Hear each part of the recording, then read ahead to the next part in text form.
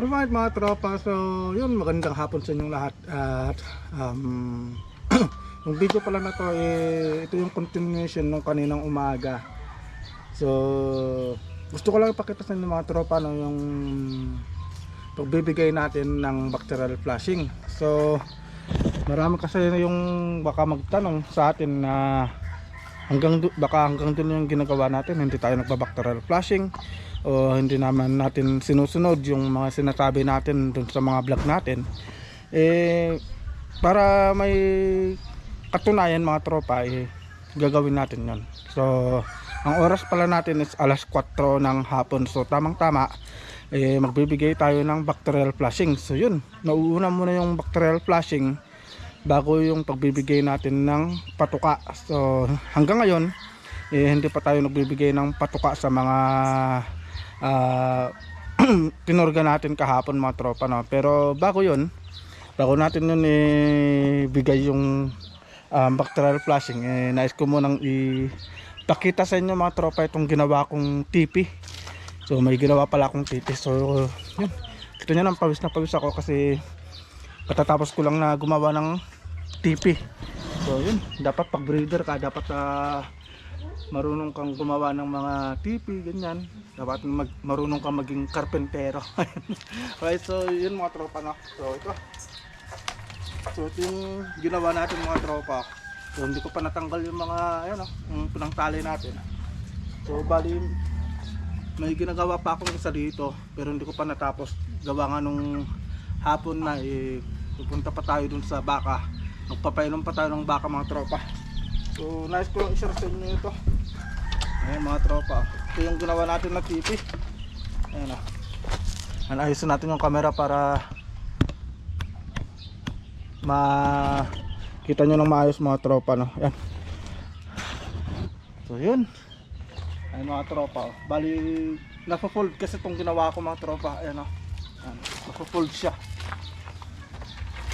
Ayan, ayan mga tropa, napo-fold. Ayan siya. Ayan, dito natin. Ayan sa mga tropa, yung ginawa nating TP. So first time, bali hindi pala first time, bali pangatlong beses ko na to, pangatlong beses na ako nakagawa ng TP. Pero yung mga nauna hindi siya full double. So yun mga yun, pinag-practicean ko lang. Pero ito, ayun, na perfect ko na rin mga tropa, na perfect na rin natin. Nakuha na rin natin kung paano yung napo-fold na TP. Ayan, so yun siya, napo-fold to. Ayan, ayun, napo-fold siya, ayan siya. Kaya movable to, kahit na kung saan mo pwedeng dalhin, madadala mo kasi ito nga, foldable siya. Hindi siya mahirap na isakay sa mga sasakyan, hindi rin siya mahirap na i-move. Kunwari nandito to, i-move mo siya doon, kahit ikaw lang mag-isa, kayang-kaya mong ilipat kasi foldable nga siya mga tropa, no? So yun, ito, yun siya.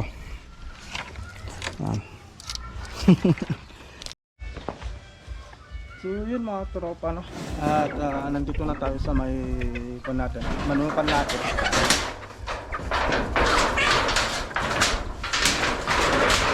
Para yung gamit natin na pang bacterial flushing. So ito pala yung Primoxel 550. Ayan, Primoxel na 550. So ito yung ginagawa natin. So paano nga, ilang beses nga ba ibibigay ito sa mga manok? So sa mga broodcock saka yung itong mga stag, 3 times. Ayun, 3 araw, 3 beses. Bali ngayong araw, tapos hanggang sa ano ba ngayon, 27, 28, 29, 27, 28, 29, 30, hanggang 30. Ayun mga tropa, no? Ayun, so bali mauuna kasi yung pagbabacterial flushing bago yung pagbibigay ng patuka. So ganun yung ginagawa ko mga tropa, no? Yan. So yun, umpisa na muna natin ito mga tropa. So gusto ko lang ipakita sa inyo yung pagbibigay natin ng bacterial flushing. So ito, kung lang ito mga tropa, short videos lang to, Bali, ito yung continuation lang ng vlog natin kaninang umaga. At baka mamaya kasi mga tropa sabihin nyo hanggang purga lang yung ginawa natin. So ipakita ko sa inyo na hanggang sa bacterial flushing tayo. Bali 3 days to. Bali na start natin.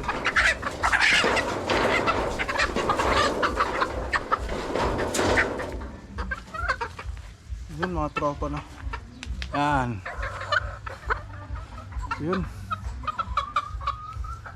Ito yung ating macrae. Yan siya. Yan, macrae. So bali kanina sana mga tropa magpapaligo sana ako ng manok, kaso ang nangyari wala tayong nabili na wash out. So, hindi na kami natuloy na pumunta sa bayan kanina. Pupunta sana ng bayan kanina pero hindi na natuloy. Yun, so nabigyan na natin.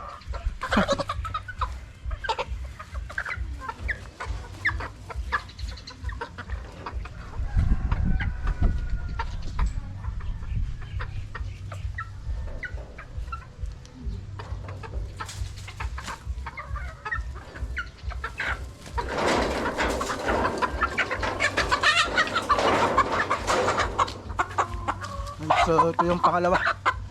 Ito yung pangalawang macrae natin. Tingnan nyo mga tropa, pulang-pula. Pulang-pula yung mukha. So tingnan nyo mga tropa. Tingnan yung mga paa. So yan na yung purga na binigay natin. Yan, nailabas na nila.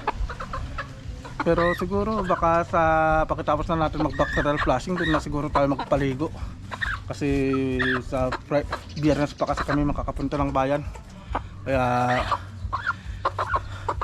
hindi na natin muna mapapaliguan. Pero okay lang naman yun kasi pag nakapunta tayo ng bayan, nakabili tayo ng shampoo, ito na lang natin sila papaliguan mga tropa. So bibigyan natin siya.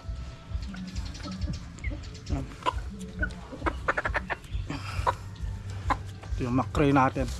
Laki ng pakpak. Laki ng pakpak. Ganda ng paa. Ayun mga tropa, ang ganda ng tindigan ng paa niya. Ayun mga tropa. Ganda na. Tapos yung katawan niya, ano, ganda. Balansyado. Ganda. Yung pangalawa.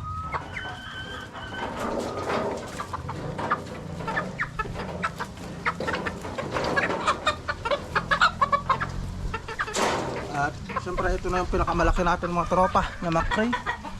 So, grabe yung mukha oh. Wow, ang ganda. Mga tropa, ang ganda oh. Ayan, so pangatlo na to. So ganun lang yung para natin ng pagpupuruga. Tapos tatapusin natin sa bacterial flushing. Tapos siguro pinakalas na siguro yung pagpapaligo.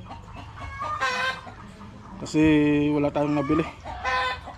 Kaya kung gusto nyo sundan mga tropa yung ginagawa ko, yan, step by step yung ginagawa natin sa vlog natin.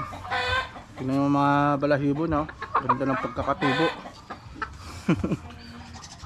So ito mga tropa no? So hindi naman ganun kanipisan yung katawan, hindi rin kabultuhan, pero ito kasi yung pagpupurga sa pagbabacterial flushing. Ito yung paghahanda natin para sa mga next na vlog natin is doon na natin na pabultuhin yung mga katawan ng mga alaga natin. So yun, papalakihin natin yung mga katawan nito.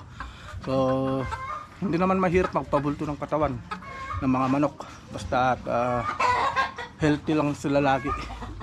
Madali lang yan.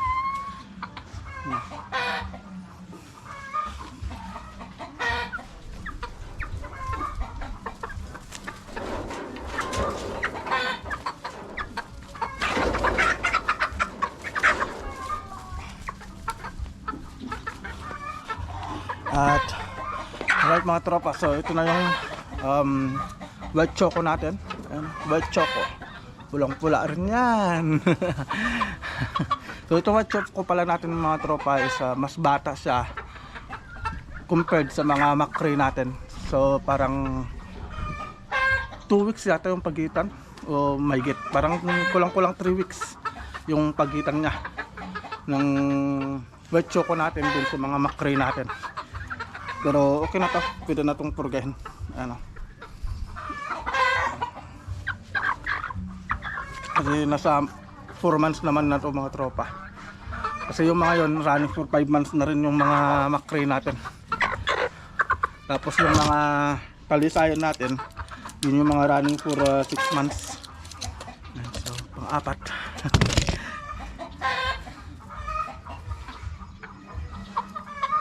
At nga pala mga tropa, no, take note lang kasi kahapon nagpruga tayo, tapos maghapon hindi tayo nagpakain.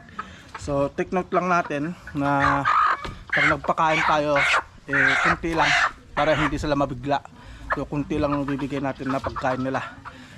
Tapos sa kinaumagahan nun, ayun, pwede mo nang damihan yung patuka na ibibigay mo. Pero mamaya kunti lang yung ibibigay natin. Pero hindi ko na yun papakita mga tropa, no? Kasi short videos lang tayo. So dito na rin matatapos ng vlog na to. At see you bukas mga tropa. Right.